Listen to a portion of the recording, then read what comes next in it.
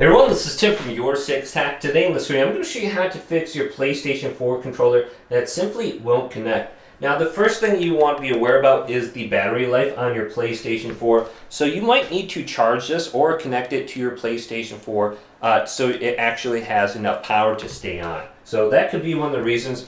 But you're going to want to reset this on the back of your PlayStation 4 controller when you have it turned on. There is a small hole right here. Just use like a toothpick or something like that and hold this down, and this will reset the controller after about 5 seconds.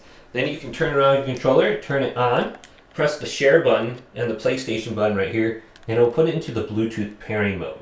And it should connect back up to your PlayStation 4. You can see the light is flashing right here. And if it doesn't, what we want to do is use a USB cable. So if your controller is low on battery, this should charge it as well. So plug in this USB cable and then plug it into your PlayStation 5 right there.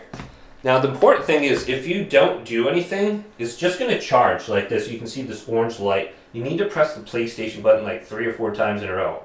So if you press this, now the light is going to go from orange to blue, and then it should work from here on out. So very simple. Use a USB cable, make sure it's charged, and then there shouldn't be any Bluetooth signal or interference, and you should be good to go. Hopefully this video did indeed help you out. Leave it a big thumbs up and subscribe to my channel down below for more tech videos coming up next on Your Six Studios.